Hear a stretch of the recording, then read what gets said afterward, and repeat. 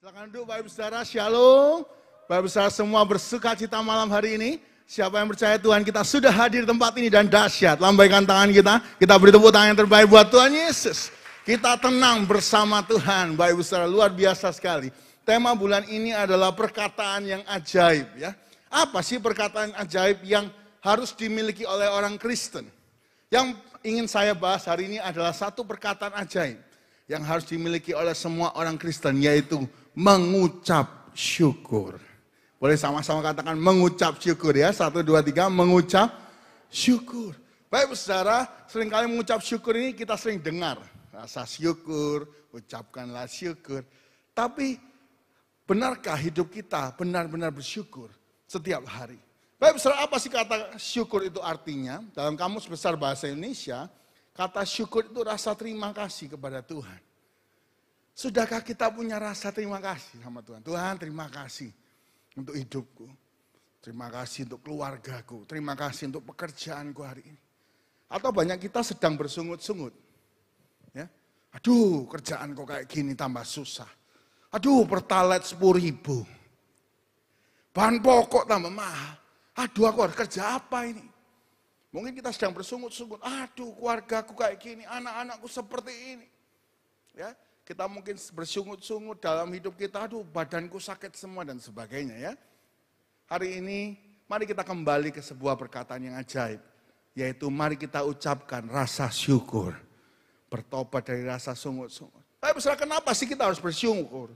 Saya mau bagikan dua hal baik saudara ya. Mengapa kita harus bersyukur? Yang pertama, mengucap syukur adalah tanda kita percaya kepada rencana Tuhan. Kalau kita mengucap syukur itu tandanya kita percaya atas semua rencana Tuhan atas hidup kita. Kita buka sama-sama Bapak Ibu Saudara. Mazmur 139 ayat yang ke-13 sampai 14. Mari baca bersama-sama Bapak Ibu Saudara ya.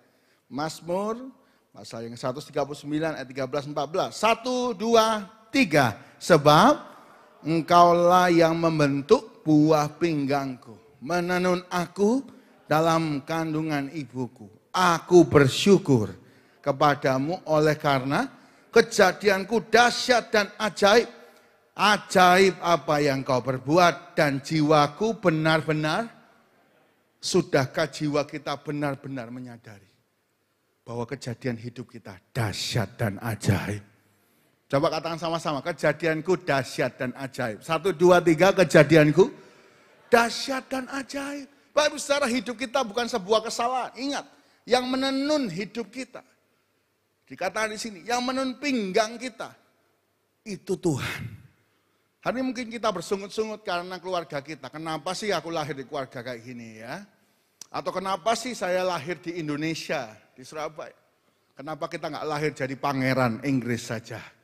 Gitu kan ya. Oh, apalagi pewaris tahta. Oh, kenapa? Kenapa kita nggak lahir jadi artis terkenal, anak konglomerat? Kita seringkali mengeluh akan hidup ini, akan posisi kita dalam keluarga. Tuhan, kenapa sih saya lahir di keluarga ini? Dengar baik-baik Bapak Ibu Saudara, kita lahir di sebuah keluarga supaya hidup kita jadi berkat. Kalau keluarga kita belum sungguh-sungguh oleh hidup kita, keluarga kita sungguh-sungguh. Kalau keluarga kita masih berdosa, kita garamnya supaya keluarga kita diselamatkan dan nama Tuhan dipermuliakan. Yang percaya beri tepuk tangan yang terbaik buat Tuhan Yesus.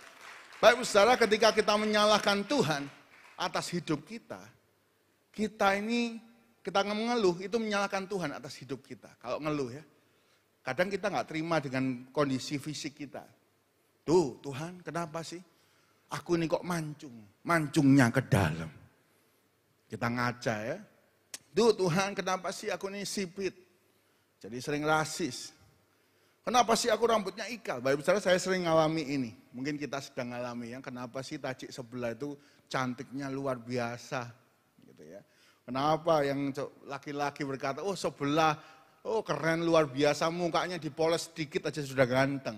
Aku itu susah, sudah pakai skincare, tetap katanya buluk. Bukan huluk ya, buluk. Banyak hal yang kita tidak syukuri dalam hidup ini. Saya waktu kuliah, Bapak Ibu, satu kali lagi nyetir, teman saya di belakang sama-sama teman-teman saya. Tiba-tiba teman saya di belakang teriak, Ishak, Jangan tidur kalau nyetir. Saya kaget kan, saya tanya, kenapa? Apa maksudmu? Iya, aku lihat dari spion. Matamu satu garis saja. Kamu pasti tidur. Enggak, ini sudah dari bawaannya dari sana. Saudara, kadang kita nggak bisa milih ya. Kita lahir di keluarga apa, di suku apa, keluarga kita siapa. Tapi hari ini kalau kita bersyukur, kita percaya rencana Tuhan baik, dahsyat dan ajaib. Saudara, saya beritahu keuntungan untuk mata sipit. Kalau ada debu, cepat tutup ya Pak Saudara. Set. Kalau mata belok agak lama, cicit udah masuk dulu Pak Saudara ya. Dulu saya menyesal, kenapa kok rambut saya ikal? Teman-teman saya rambutnya lurus. Enak mereka ya, rambutnya bisa diapa-apain. Poni lempar bisa ya. Lalu rambutnya dibuat mohak bisa. Diputer kayak tornado pakai gel bisa. Saya rambut ikal, gak bisa diapa-apain. Dipotong cepak kayak tentara. Tapi saya tahu hari ini, ketika saya rambutnya ikal, siap-siapnya cepet disisir pakai tangan, sudah cukup. Baik saudara, kadang kita nggak bisa lihat sesuatu positif ya. Kenapa kita lahir di keluarga ini, kenapa bentuk badan saya seperti ini, kenapa kok saya nggak tinggi, kenapa kok saya nggak kurus gitu ya. Hari ini percayalah, Tuhan punya rencana yang baik dalam hidup kita, dalam keluarga kita. Karena itu ayo bersyukur. Sekali lagi katakan, kejadianku dahsyat dan ajaib. 1, 2, 3, kejadianku dahsyat dan ajaib. Semua yang kita punya dalam rupa kita, Tuhan itu yang menenun. Sekali lagi kalau kita sedang bersungut-sungut untuk hidup kita, nasib kita dari awal ya, kita lahir di mana, kita sedang menyalahkan Tuhan. Tapi kalau kita bersyukur, kita sedang memuliakan Tuhan. Ya, hari ini ayo kita bersyukur untuk hidup kita. Kita percaya rencananya. Satu kali baik besar di Korea, ada seorang anak muda, ganteng luar biasa, cinta Tuhan, opa-opa Korea gitu ya. Sekarang ibu-ibu, anak-anak muda, gadis-gadis suka nonton Korea. Kalau screensavernya bukan Tuhan Yesus lagi, tapi Junmin, wah saya nggak tahu itu siapa. Lee Min Ho gitu ya, atau sekarang yang lain. Bapak saudara, ini ada anak Korea cinta Tuhan, dia cinta Tuhan luar biasa, Senin sampai Minggu dia di gereja. Mulai dari ngambil sampah-sampah dia lakukan. Dia luar biasa kasih buat Tuhan. Dia bisa main musik, dia bisa WL, semua dia kerjakan.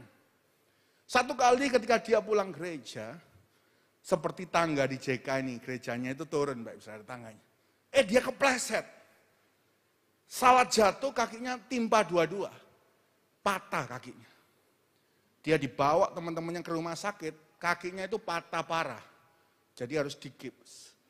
Dia ngomong sama Tuhan, Tuhan, aku ini kurang apa? Aku ini sudah pelayanan. Aku ini sudah cinta Tuhan.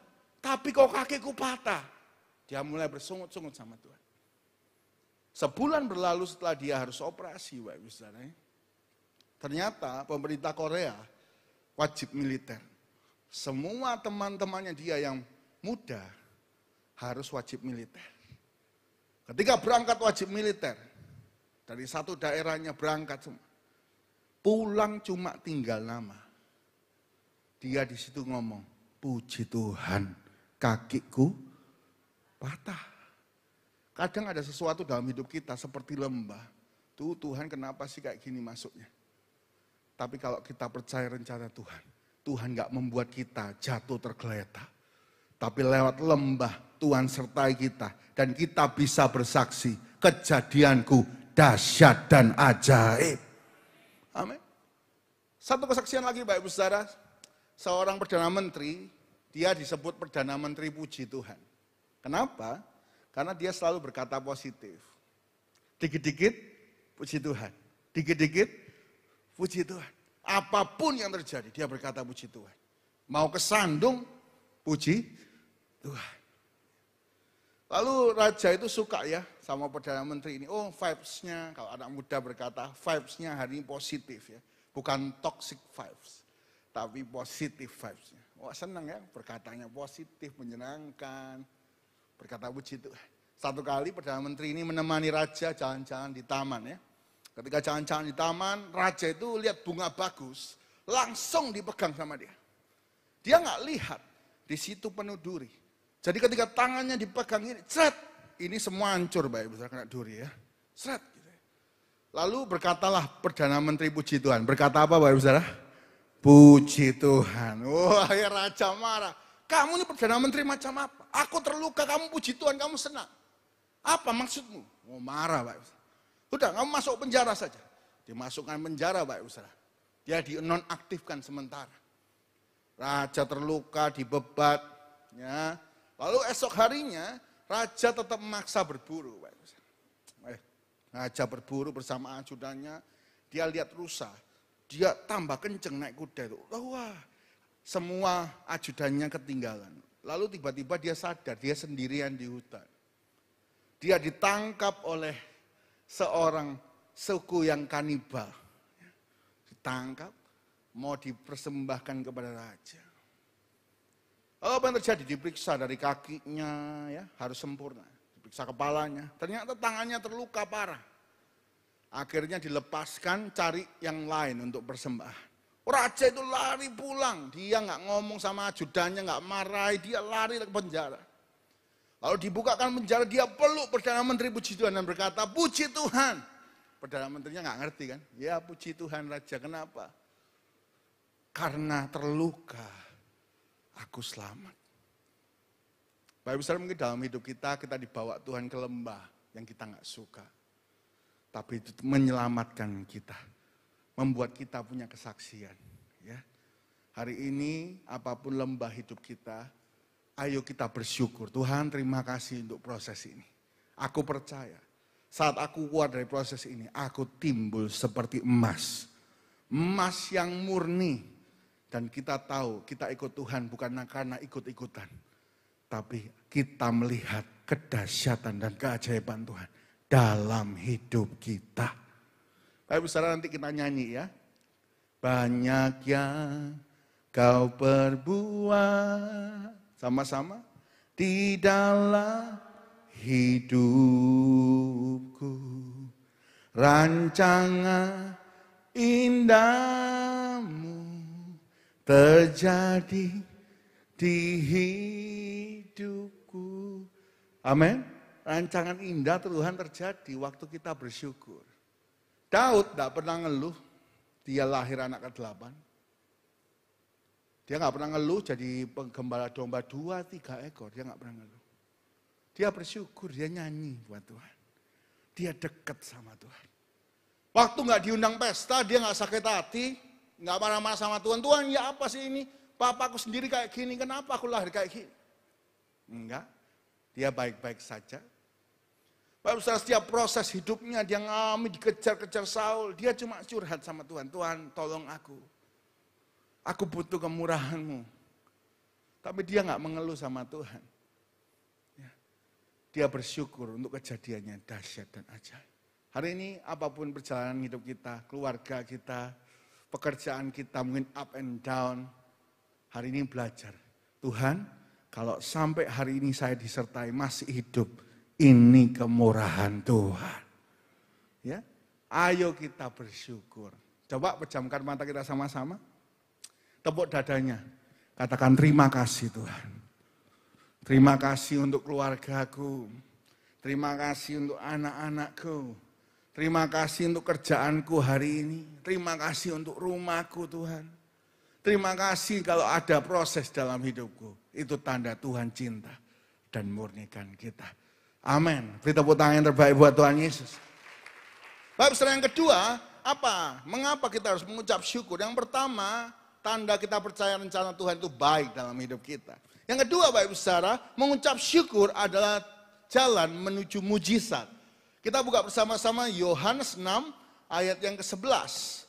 Yohanes 6 ayat 11. Mari baca bersama-sama Bapak Ibu Saudara. 1, 2, 3. Lalu Yesus mengambil roti itu, mengucap syukur dan membagi-bagikannya kepada mereka yang duduk di situ. Demikian juga dibuatnya dengan ikan-ikan itu sebanyak yang mereka. Bayangkan ya, 5 roti 2 ikan. Bayangkan lawan 5.000 orang, laki-laki. Bapak saudara 5.000 orang laki-laki berarti ada perempuannya 5.000, 10.000 ya. Dan anaknya 5.000, berarti 15.000. Saya mau tanya sama Bapak saudara. Bandingkan 15.000 sama 5 roti 2 ikan, itu sedikit apa banyak?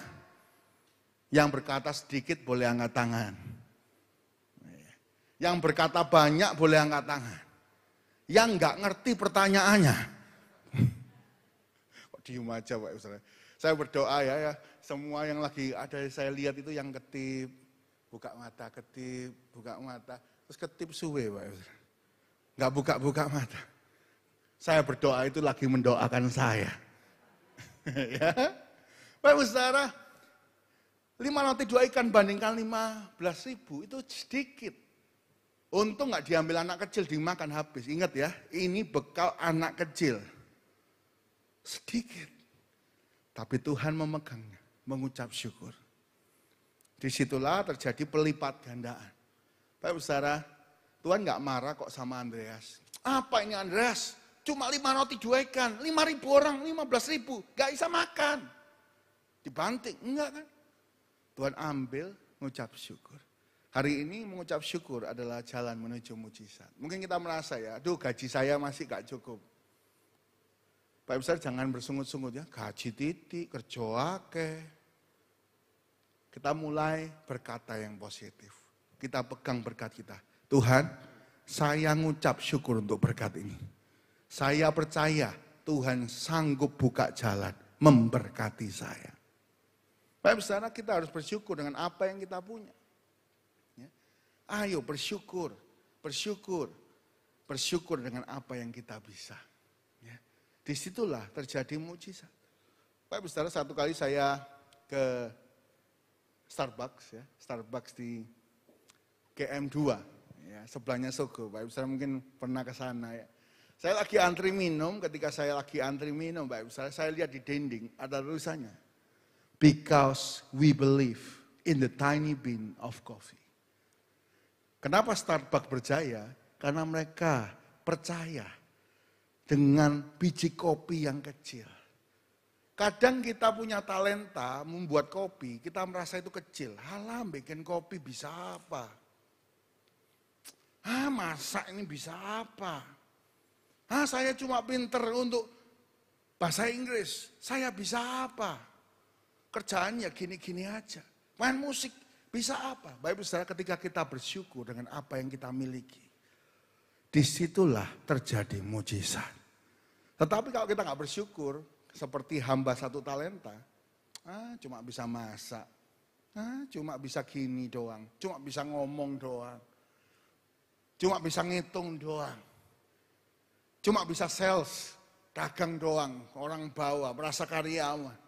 Kita seperti memendam dan nggak bersyukur.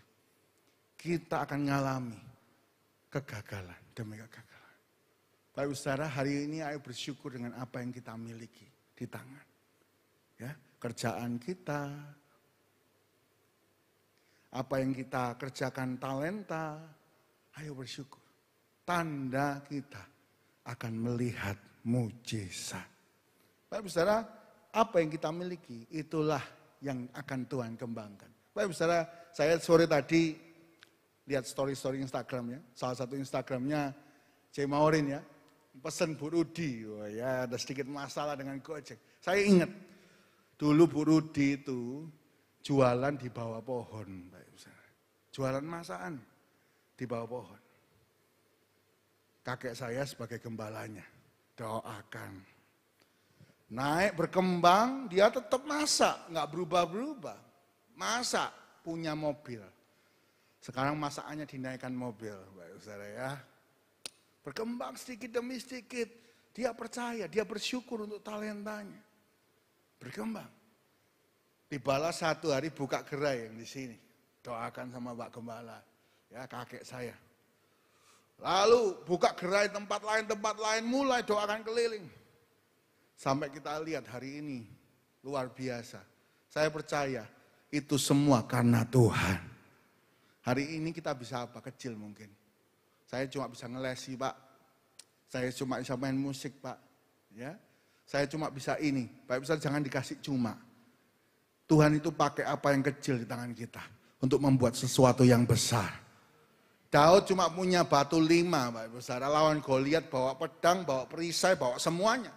Kita mungkin lihat sebelah itu luar biasa, modalnya lebih besar daripada kita. Toko sebelah lebih pinter orangnya daripada kita. Perusahaan sebelah rasanya lebih besar raksasa ini. Tapi bersama Tuhan kita bersyukur dengan apa yang kita miliki. Kita lihat mujizat. Jadilah kita giant killer. Ya, bukan giant ngiler ya. Kalau giant ngiler itu butong ngileran ya. Giant killer. Masalah besar. Tuhan buat kita berhasil. Bapak Ibu Saudara, ada seorang bernama Steve Harvey ya. Boleh diklik ya. Mungkin Bapak Ibu Saudara lagi suka di TikTok atau di Instagram. Seringkali orang ini muncul. Dia punya acara Family 100. Dia punya acara banyak ya. Steve Harvey ya. Banyak acara. Dia itu orang biasa. Dia kulit hitam. Wah susah dapat kerjaan Bapak Ibu Saudara. Dia dulu awalnya dari bawah. Sampai hari ini sukses dengan banyak sekali yang dia miliki. Satu kali seorang wartawan tanya sama Steve Harvey. Steve Harvey, apa kunci? Satu aja, kamu sukses. Lalu dia jawab, kuncinya itu kalau dia bangun pagi, dia ngucap syukur 10 menit. Loh apa 10 menit itu apa yang diucap syukur? Dia bangun pagi lalu mengucap syukur, Tuhan terima kasih hari ini aku boleh buka mata. Terima kasih untuk istriku, terima kasih untuk ranjang ini, terima kasih untuk rumah ini, terima kasih untuk anak-anakku Tuhan, terima kasih untuk kerjaanku hari ini, terima kasih untuk semua yang baik, roti, makanan yang ada di mejaku, terima kasih Tuhan untuk mobilku. Dia sebutkan semua, terima kasih untuk bahkan belakinya, dia bersyukur untuk setiap yang ada dalam hidup. Disitulah dia mengalami pertumbuhan dan kemenangan. Kita pagi hari ngapain Bapak Ibu? Bangun tidur, buka mata, mulai, awakku sakit kabeh Tuhan. Lihat suami-suami, lihat istrinya, istriku Tuhan, dulu langsing, sekarang langsung. Wis langsung cerewet lah. Istri-istri bangun lihat suaminya, suamiku Tuhan males, makannya akeh, minta masakannya macam-macam. Lalu ingat, anaknya, waduh Tuhan, anakku nakal, ya apa Tuhan? Nakal luar biasa loh anakku. Lihat rumah, aduh rumahku berantakan Tuhan. Aduh mobilku tua, motorku tua. Bapak Ibu Saudara, dapat orderan banyak, aduh Tuhan, orderan banyak. Loh ini bingung Bapak Ibu Saudara ya. Orderan banyak ngomel, orderan sedikit ngomel. Ada kerjaan banyak ngomel, nggak ada kerjaan bingung. Bingung ya sama manusia ini. Tiba-tiba hujan, ngomel, Tuhan kok hujan banjir Tuhan. Jemuran gak kering-kering Tuhan. Diganti Tuhan, besoknya panas. Aduh Tuhan aku mau berangkat. Panas kentang-kentang. Sakit semua. Bapak Ibu Saudara, saya mau beritahu ya. Hidup ini pilihan. Bersyukur itu pun pilihan. Kita bisa milih bersyukur apa enggak. Kita diberkati, bisa gak bersyukur Bapak Ibu Saudara. Aduh banyak keuangan ngaturnya ya apa. Aduh anakku banyak ngaturnya masa depannya apa. Hari ini kalau mau lihat mujizat dalam hidup kita, ayo bersyukur. Satu ayat Bapak Ibu sebagai penutup khotbah hari ini. 1 Korintus 10 ayat 10. Ya. 1 Korintus 10 ayat 10. Mari baca bersama-sama Bapak Ibu. 1, 2, 3. Dan janganlah bersungut-sungut seperti yang dilakukan oleh beberapa orang dari mereka, sehingga mereka dibinasakan oleh malaikat maut. Bersungut-sungut itu ketemu malaikat maut, Bapak Ibu Saudara. Hari ini kalau kita bersungut-sungut untuk keluarga kita ketemu malaikat maut. Kalau kita bersungut-sungut untuk kerjaan kita, karir kita akan hancur, ketemu malaikat maut. Kita bersungut-sungut untuk gereja ini. Wah, gereja ini banyak kekacauan karena kita sakit hati. Tapi saat kita bersyukur, kita ketemu mujizat. Bapak Ibu Saudara, ada satu meme ya. Ada orang itu ngomong, Tuhan kerja angel, keluarga susah, anak nakal. Tuhan ya apa sih Tuhan? Tuhan cuma jawab dari atas. Ya wes kesel, mulai ta. Kadang kita ini nggak pengen pulang dari dunia ke surga. Tapi kita sedang banyak bersungut-sungut. Bapak Ibu Saudara, bersungut-sungut itu membuat hidup kita susah ya. Tahukah Bapak Ibu Saudara, sebagai penutup ya, Saya baca yang menarik. Dr. Masaru Emoto itu mengumumkan, Pak Ibu. Dia menemukan bahwa kalau orang sakit itu 90% dari pikiran dan 10% dari makanan. Ya. Menarik. Kenapa dia riset ini? Karena dia melihat, kok ada orang gila atau sekarang kita sebut ODGJ. Ya, orang dengan gangguan jiwa. Itu fisiknya luar biasa kuat. Makan sembarangan nggak sakit. Ya. Dia ngalami, dia belajar. Loh, kok bisa ya orang seperti itu ya? Dia berkata, 10% orang sakit, 10% itu orang sakit karena makanan, 90% karena pikiran. Ya, kalau ODGJ kan nggak ada pikiran, Pak Ibu Saudara. Sehat. Lalu dia temukan apa? Yang pertama, Pak Ibu Saudara, kalau orang marah 5 menit, itu menyebabkan imun depresi 6 jam. Ya, jadi kalau hari ini kita mulai jam 7, kita marah, ngamuk 5 menit aja. Sampai jam 1 malam, imun kita drop. Semua penyakit bisa masuk. Ya, ingat orang bersungut-sungut itu lagi marah loh, Pak Ibu Saudara, sama Tuhan. Tuhan, kenapa mobilku kayak gini? Wes elek mogok bisa. Entekno bensin. Wah, ngomel. Imunnya drop 5 jam, Pak Ibu Saudara. Lanjut.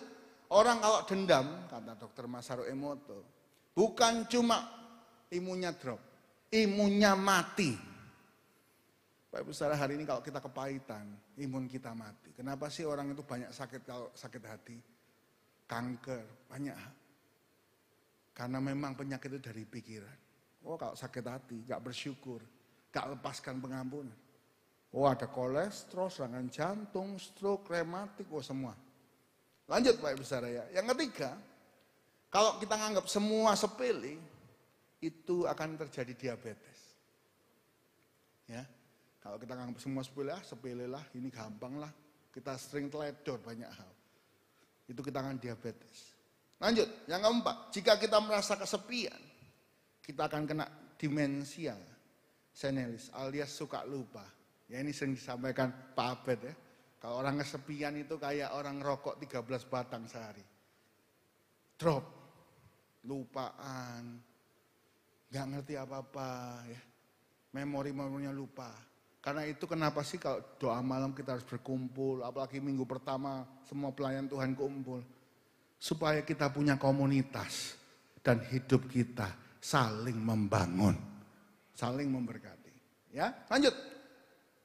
Jika kita sering bingung, bingung ya kerjaannya apa, bingung ini, bingung itu, maka kita akan gangguan tulang belakang, bagian bawah, alias sakit boyok. You know boyok Pak Ibu Saudara? Kalau lagi sakit boyok ini kita sering bingung, bingung dalam hidup. Ya, lanjut. Jika kita sering membiarkan diri kita merasa takut, ya apa ya masa depan? Ya apa ya anakku ya? Anakku di sana ya apa ya? Takut. Ketakutan luar biasa karena berita. Maka kita akan kena penyakit ginjal. Baik Saudara, kita baca berita itu baik. Tapi imbangi dengan firman Tuhan. Sekali lagi, berita itu baik, kita boleh baca semua. Tapi imbangi firman Tuhan. Dengar baik-baik Saudara, kebutuhan boleh naik, berkat Tuhan juga naik. Ingat ya, Alkitab berkata burung di udara Tuhan pelihara. Baju, bunga bakung dipelihara. Apalagi kita ini kesayangannya. Gak akan kekurangan. Jangan takut. Nah, karena itu imbangi Bapak Ibu Saudara ya. Baca berita baik, imbangi dengan firman. Supaya kita sadar, apapun yang terjadi, Tuhan tetap bersama kita. Ya, itu penting Bapak Ibu Saudara. Lanjut. Jika kita negatif thinking terus, ya kita akan dipsesia, sulit mencerna. Lanjut, Bapak Ibu Saudara ya. Jika kita mudah emosi, pemarah, hepatitis. Jika apatis, nggak pernah tahu tetangga sebelah, nggak mau tahu. Ini penurunan kekebalan tubuh. Saya mau tanya satu hal, Bapak Ibu Saudara. Ini boleh dipikirkan. Siapa yang tahu nama tetangganya? Di kota ya. Siapa yang tahu? Ada yang tahu? Kenapa sih di kota banyak penyakit? Ada autoimun, ada sakit ini itu. Karena nggak peduli. Kalau di desa kenapa orang bisa 100 tahun umurnya? Karena peduli, satu desa itu peduli. Gitu ya. Karena itu jangan apatis ya. Kalau disalami, salam balik. Ya, disapa balik. Jangan disapa, buang muka. Nah, Bapak Ibu Saudara, hati-hati ya. Lanjut. Jika kita sering membiarkan diri kita stres, gangguan pencernaan. Jika kita khawatir nyeri punggung belakang. Ya, jadi kalau hari ini punggungnya kaku-kaku, dia khawatir banyak. Jika kita mudah tersinggung, kita susah tidur, insomnia. Ya, Bapak Ibu Saudara, lanjut yang terakhir ya. Jika kita bersedih karena merasa rendah diri, duh Tuhan kenapa hidupku kayak gini? Sedih terus, marah, bersungut-sungut. Kita akan terkena penyakit leukemia. Jadi Bapak Ibu Saudara, hari ini pikiran menentukan hidup. Pikiran yang bersyukur menentukan jalan kita. Dan percayalah, waktu kita bersyukur dengan apa yang kita miliki, kita ngalami mujizat yang besar. Tuhan berkati kita semua. 2 hal yang kita harus lakukan. Mengapa kita harus bersyukur? Yang pertama, bersyukur tanda kita percaya rencana Tuhan. Itu baik. Ya, pasti Tuhan bawa kita ke tempat yang baik. Mungkin kita ada di lembah, ada susah, ada sakit. Ayo tetap bersyukur hari ini masih ada. Yang kedua Bapak Ibu Saudara, mengucap syukur aja menuju mujizat. Apa yang ada pada kita, ayo kita syukuri. Disitulah kita mengalami pelipat gandaan, kemenangan demi kemenangan, berkat Tuhan yang melimpah. Tuhan berkati kita semua. Kita mau nyanyikan pujian ini sama-sama. Banyak yang kau berbuat di dalam hidupku, rancana indahmu terjadi di hidupku. Bapa yang mengerti, Bapa yang mengerti segala yang ku perlu. Kasih-Mu sempurna nyata dalam hidup. Mari sama-sama kita katakan, ku bersyukur Bapa.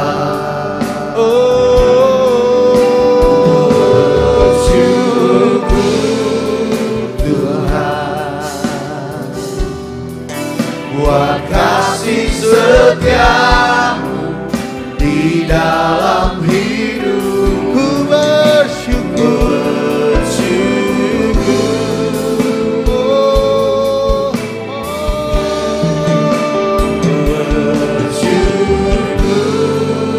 Bapa.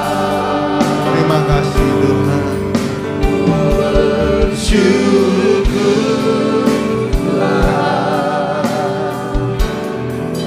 buat kasih setiamu di dalam hidupku. Ku bersyukur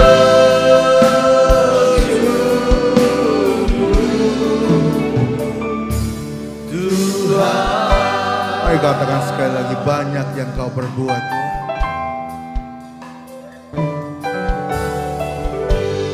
Banyak yang Tuhan punya rencana yang baik. Mari kita syukuri hidup apapun yang terjadi proses. Mungkin ada kegagalan demi kegagalan, ada hal yang harus kita tegur. Mari hari ini kita berproses, kita bersyukur karena rencananya baik dalam hidup.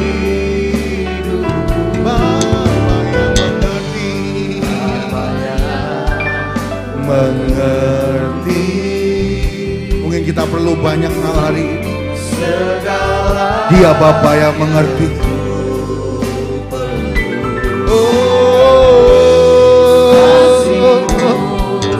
Sempurna nyata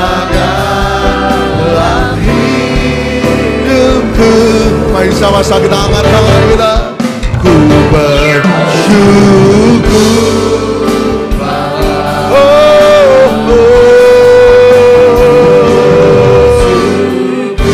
Terima kasih Tuhan untuk hidup ini, untuk kasih setiamu di dalam hidupku. Mari sama-sama kita berdiri baik bersama. Kita akan lebih sungguh lagi. Ku bersyukur.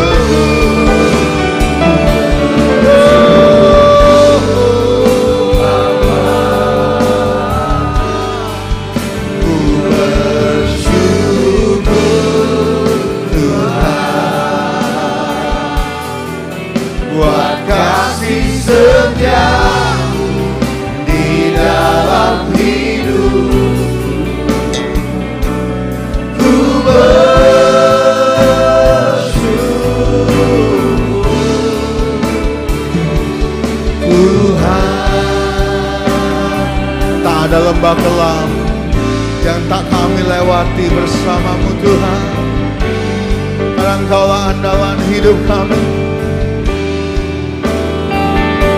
Oh, ada lembah kelam yang tak ku lewati tanpa hadirmu. Hatiku takkan gentar, hatiku takkan gentar, sebab ku tahu tanganmu yang menopang. Tak ada lembah gelap, oh, tak ada lembah gelap yang tak ku lewati tanpa harimu. Hatiku takkan gentar, hatiku takkan gentar, sebab ku tahu tanganmu yang Kaulah Yesus. Oh, oh. Kaulah Yesus, Kaulah Tuhan, hanya Kau ku percaya. Kaulah Yesus, Kaulah Tuhan, harapan hidupku.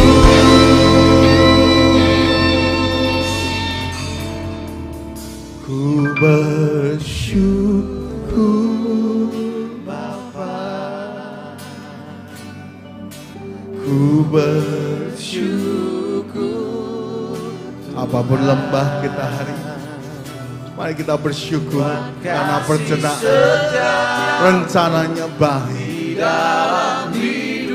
Apapun talenta, mari kita bersyukur. Oh, ku bersyukur